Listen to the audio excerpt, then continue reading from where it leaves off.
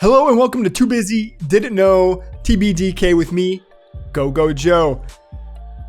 This is the podcast and YouTube show where I take 10 of the stories from the past week, 10 stories from the past week, inform you about them around science, business, technology, and startups. This is the coolest, most groundbreaking stuff that maybe you haven't even heard of yet. And this week, as I mentioned, I'm bringing you 10 stories. Those 10 stories are the following. We got archaeologists discovering the first human home in history. An electric sea glider that takes you between coastal cities. It looks awesome. It's like half boat, half plane.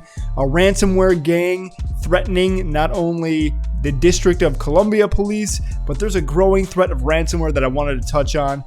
Pfizer is testing a pill to fight COVID-19. Thank God. Product placement being placed in old movies. What is that about? These special effects artists are doing some, controversial stuff. Disney Imagineering, a nice break with a video of a robot that Disney built. It's extremely cute and will make you apparently, quote, believe in Groot, whatever that means. Like, Groot is he's not a thing to believe in. He's a character. He's not like a god, or is he a god? Don't know, but we'll find out later. Toyota is making some moves around the autonomous car industry, and I want to talk about that industry as a whole. We got 40 people living in a cave 15 people living in a cave for 40 days in France. They lived in a dark cave, made their own cave story. Shout out to Cave Story. That's a video game.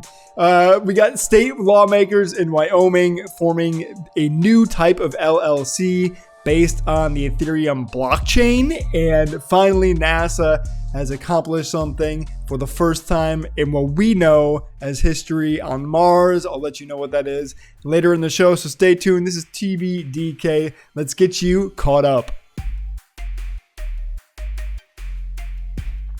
Whew. Welcome again to my show. I am Go Joe. As I mentioned, this is both a podcast and a video, so you can go on YouTube, look up TBDK to see actually the things that I'm talking about.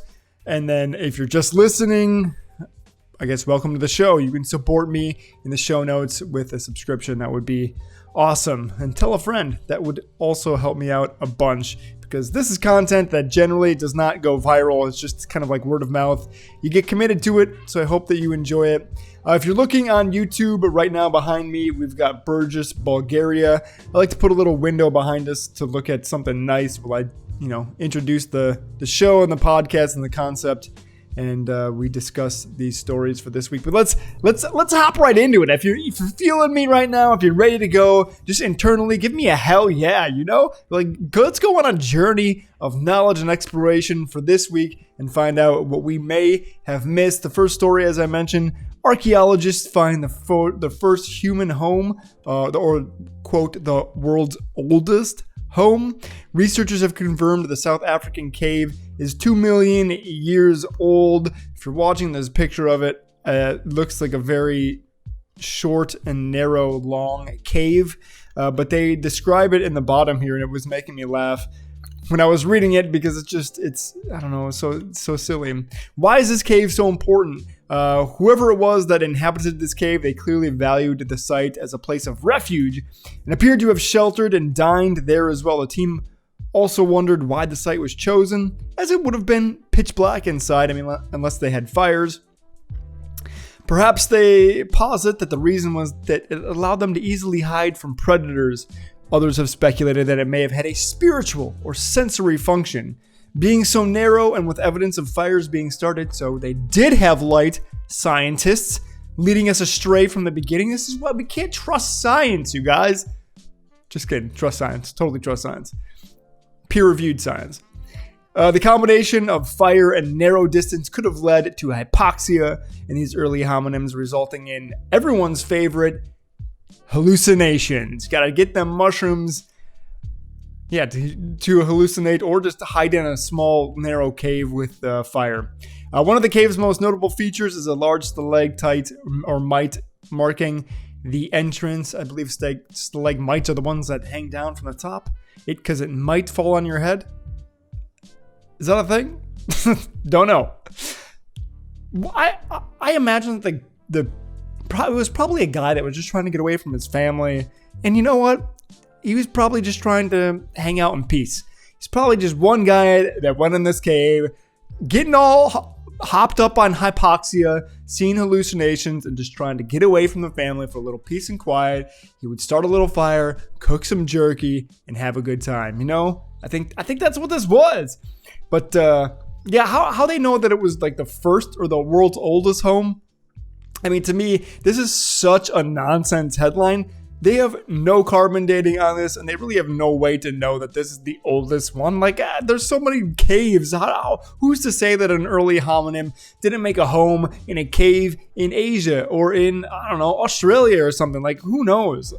Why they think this one is the oldest one is beyond me. It didn't really give me any compelling evidence in this article to suggest otherwise, besides a guy with his chill out room making some beef jerky and pleasuring himself in a narrow cave, hopped up on hallucinations. Like, that's not good enough evidence. Science, get on it.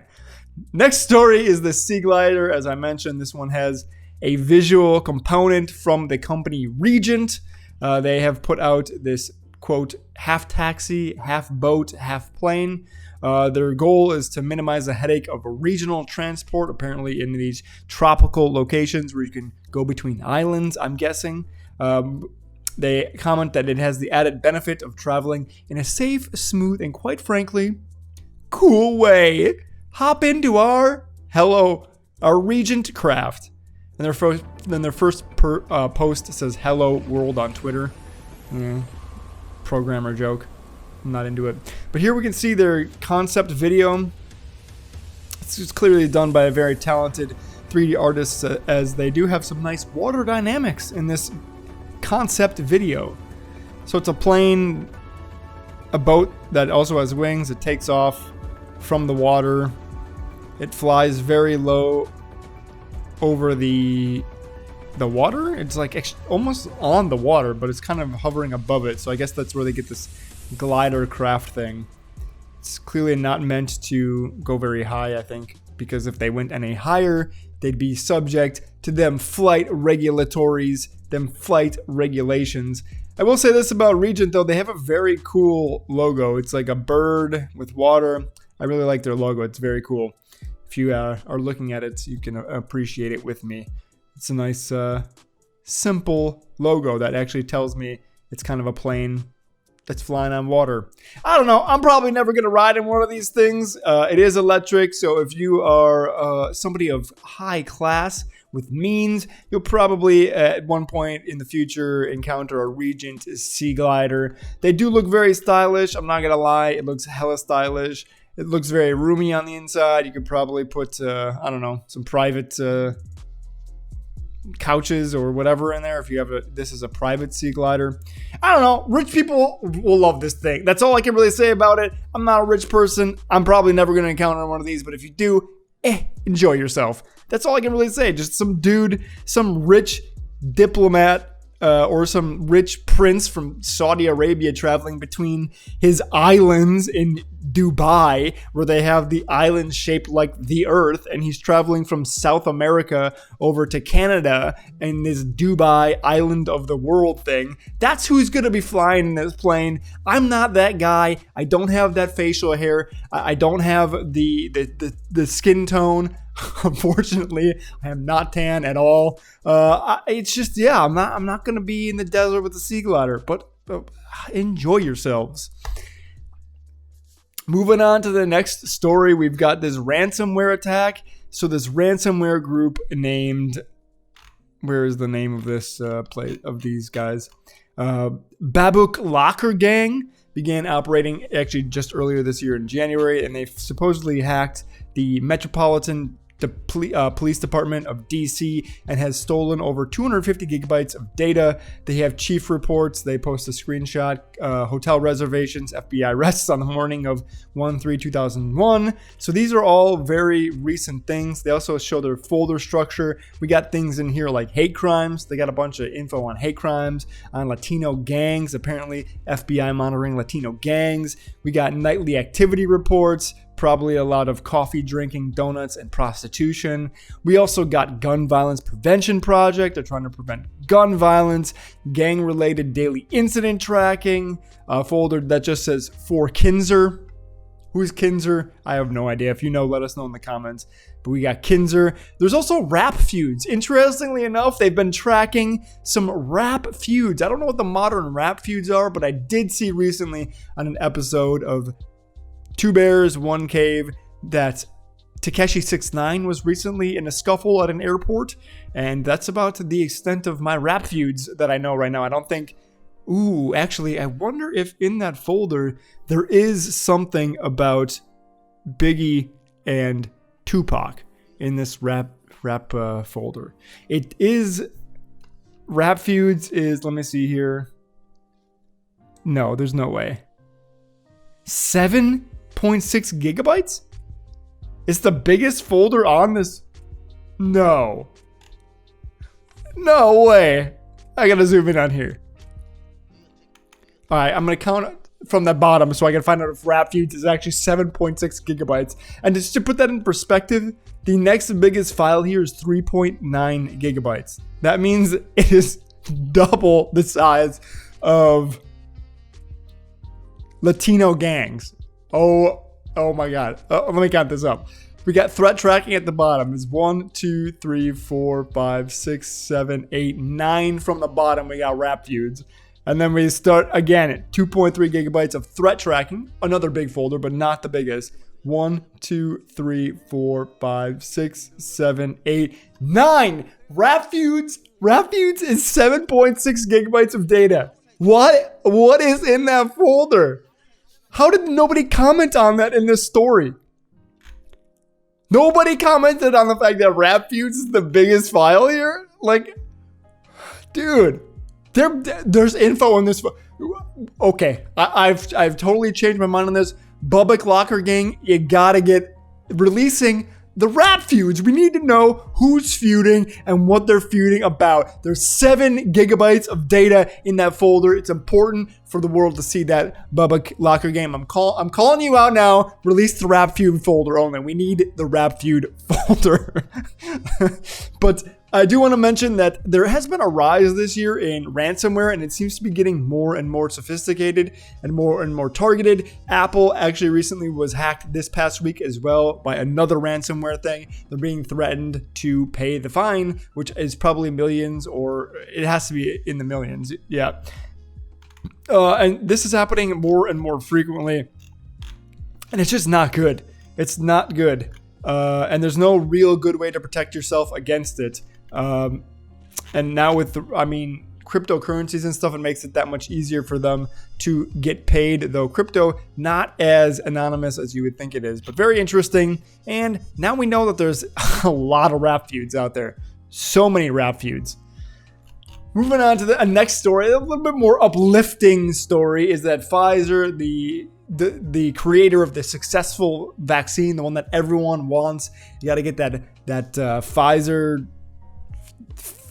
Pfizer hottie? I don't know. I thought for sure that there was like a Pfizer, there's like a high class vaccine group, and they're like, if you got the Pfizer, you're a vaccine hottie or something. I don't know. It's a TikTok thing. If you know about it, let us know in the comments. I don't really know. But Pfizer's testing a pill that, if successful, could become the first ever home cure for COVID-19. So if you got infected with the disease early, you would take just a pill, and it would protect you from having serious illness, and then also eradicate the disease from your system as well. So that is actually really great news, and I hope they take this technology and apply it to other diseases as well eventually. I think that this is where this is going. But if we could get a pill that just helps us cope with the symptoms of COVID-19, an antiviral, if you will, that would be incredible, and it would help us finally get rid of this disease once and for all. So I love that they're doing this. I think this is amazing. It's classed as a protease inhibitor. It's been formulated to attack the spine of the SARS-CoV-2 virus. I'm not sure what the spine is, and stop it from replicating in our throat and nose. There's no real video here. I just thought it was awesome, and I'm looking forward to taking that pill. That is one pill I would definitely take, whether it was red or blue. I'd take them both. Don't want no COVID-19. Don't want it. Speaking of things you don't want, though, there is this company that is now inserting product placement into old movies. So you know that classic movie, The Great Escape? Well, The next time that you watch The Great Escape, it might actually have a digitally inserted product placement in it. So while they're escaping from the prison camp that they're in The Great Escape, and they're digging the tunnel, on the hilt of the shovel, you might actually see a Coca-Cola ad. Or maybe next to them, you would see a very old bottle of Coke that has been digitally inserted into the movie. What? This sounds like a really bad idea. Something about it feels really scummy. I don't like it. I don't mind being advertised to, but something about digitally placing advertisements into old movies just sounds real gross. Although it could, if I'm going to be honest here and wear my hat on, my capitalism hat, it could help platforms like Netflix offer a reduced pricing tier where you could watch movies and then they would just digitally insert product placements into those movies. Think about it. It's actually kind of interesting in that sense. I don't know if I would want that. I would probably pay to have these advertisements removed. And there's also the question of like how much of the intention of the original film are they ruining? Like there are people who specifically choose camera angles, shots, props, whatever, to create a motif in a movie, to create art, to create feeling, and now all of a sudden we're just placing a Coca-Cola ad over their art. And there's something that does feel wrong about that. If you're looking on the screen, we can see the Chinese TV show, I guess, that has no advertisement placed, and this is the shot. And then afterwards, we see the digitally enhanced Coca-Cola advertisement that was added in that kind of fits into the background. Honestly, you wouldn't notice it if you weren't really thinking about it. I mean, it is rather large and red because it's Coke, but if you were watching this movie, I probably wouldn't know that it wasn't there to begin with. It looks pretty convincing for a digitally inserted advertisement. Where they're going to take this, I don't know. There is a part of this that feels really gross. These people came from special effects background, so they definitely have the chops to do this. They've already developed a technology, and the first deal that they mentioned was a South American pop star who had Tecate beer cans inserted into their music video. It's a Colombian singer named Giovanni Ayala, and he is using Myriad's technology to insert this into his music video, and it's interesting. It's called Myriad. If you want to look up more about it, you can probably hop on YouTube and look it up. As I mentioned, I think from my capitalist standpoint, maybe it could be an interesting use case to offer free tiers of streaming services, as there are just too many now, and there's no way to subscribe to all of them if you're just a normal person. You don't have the time, you don't have the energy, and most importantly, you don't have the money. I can't do Hulu, I can't do Hulu, Netflix, Disney Plus, HBO Max, Showtime, Peacock, Crunchyroll, like all these ones, plus Spotify, plus whatever other subscriptions I have. It's just not possible. So there you go. You heard it. You may very well soon see digital products placed in your advertisements. Digital products placed in your advertisements, in your movies, in your old movies, music videos and stuff. Kind of interesting. It could also be, I guess, more interesting if they replaced the already existing product placement and with something more modern. And Coke has to pay a retainer fee to have their bottle in the old ET, or Reese's Pieces has to pay a retainer fee to keep ET eating Reese's Pieces. That could also be an interesting business model for this. I don't know, man. Something about it seems gross. What are your thoughts about it? Let me know in the comments below. Moving on, we got a nice heartwarming video. So if you are watching listening on the podcast, you might miss out. You should go on YouTube and search for TBDK. This is Disney's Imagineering Project Kiwi. They were building a robotic thing that can move around, very similar to what I feel like Boston Dynamics has built. But now they have a free walking robot that will make us believe in Groot. Let's watch and listen to what they got going on. So we see Project Kiwi. It's these engineers in 2018 working on the first leg, just making sure that the joints move and it can run and that it acts as intended. And then they finally put a a piece on top of it, and then they start controlling it, walking forward on that ground. And this thing is adorable. Like, it's got lights on it, and it has this like little bounce to it that's very Disney bounce. If you've read the Disney animation textbook, you know exactly what I'm talking about. Got that bounce. They keep refining it, keep working on it. Now it's walking around, and you can see on its feet little plant things. And then now in 2020, last year, they actually dressed it up in a full Groot costume, and this little Kiwi robot became Groot. He's walking out on stage waving. He looks very cute. It's kind of Kid Groot. It's not Baby Groot. It's like Teen Groot. So now he's doing some yoga. He can go up on one foot. He's dancing around, swinging his arms. Now he's boxing. He wants to fight. It's very cute. So expect Baby Groot in a animatronic Disneyland park soon. That was Disney's Project Kiwi. It's a much cuter application of these robotics than I think Boston Dynamics is doing. Moving on to another story that also involves automation and robotics. Toyota is buying Lyft's autonomous car division for $55 million US. The reason why this is interesting to me is because now we're starting to see a consolidation of the autonomous driving car industry. There was a bunch of different businesses all trying to be the one that brought self-driving cars to the market, and they're all finding out it's a lot fucking harder than they expected it to be. And now we see Toyota entering into the market by buying Lyft's autonomous car division. Lyft apparently is the latest company to abandon the expensive to develop autonomous vehicles, with other ones also tapping out on that one. Uber sold its autonomous vehicle project Aurora last year to a Google project, to a Google something or other. So yeah, we're starting to see people exit and move on from their investments. This is kind of the thing that happens in any innovation space, especially in the US, is that these companies build up their technology. They get acquired by another company when they just feel like they hit the natural end of the company, or they feel like they can't progress anymore. And then they add their findings to the knowledge that the other company already had. And then boom, we get innovation. But yeah, so we're starting to see some consolidation in the autonomous driving vehicle space, and I wonder where that's going to start to happen next in other robotics platforms. Interesting though. Moving on to another kind of weird story. There was an experiment in France that asked 15 volunteers to spend 40 days in a cave, in a dark cave.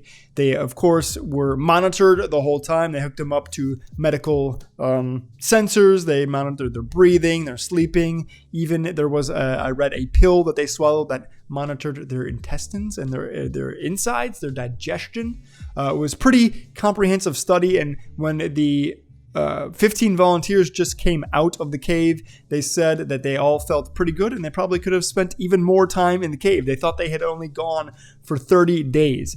In this story, unfortunately, I didn't hear or read anything about the outcome. If they said that they had a different sleep cycle, or that their vitals were different, or their eating habits changed, or whatever. We don't have that information yet, I don't think. But I thought it was a very cool and interesting study into human adaptation. One of the people that were staying in the cave, that were chilling in this cave, came out and said that she thinks that the world is getting more and more harsh, and that we're going to need to study adaptation over time. So, yep, if you want to check that out, it's in the link below, and you can check out what these 15 volunteers did. Some of the volunteers were cave exploration people, and some were just a jeweler. So it's pretty interesting study out of France. We can see the people here. A video is unavailable, so I guess we can't watch it. Would you spend 40 days if you were paid in a cave? I don't know if I would. Although if you're there with other people, I feel like it would be better if it was a single person in the cave by themselves Definitely not. Don't want to do that. That's for Mr. Beast to do. Somebody give him that idea to go spend 40 days in a cave like these French people. There you go, Mr. Beast. And then you can come out and you can give away $1 million to the first person that you see. You're welcome. Free YouTube video idea. Like he needs any more ideas or money. Although Mr. Beast is one of the more interesting YouTubers giving away all his money. He really built quite the niche there. Moving on, Wyoming became the first state to pass the DAO LLC law. And if you're not familiar with the DAO, it's DAO. It's a decentralized autonomous organization. And the biggest DAO that was formed was called the DAO, and it was a huge failure as it allowed anybody who is anonymous to decide how this collective would spend its money, which was on the Ethereum chain. And I don't remember what exactly brought the DAO down. I think it was some sort of hack.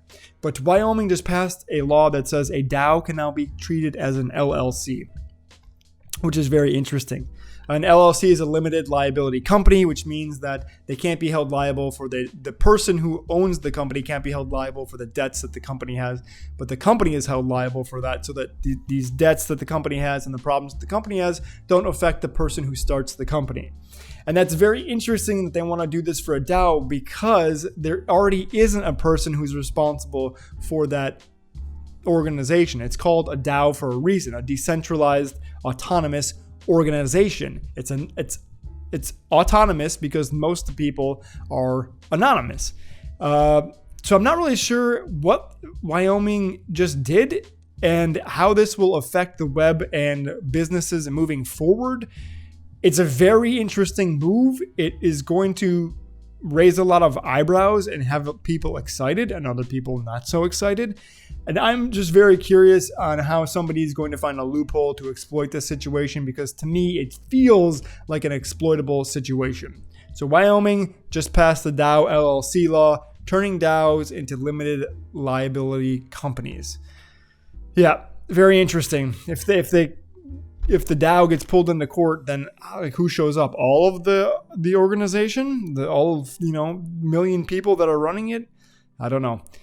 Don't know what exactly they were thinking. What if you have some more information about it? I'd love to hear from you. I'd love to hop in an interview. It would be very interesting to learn. Last story here.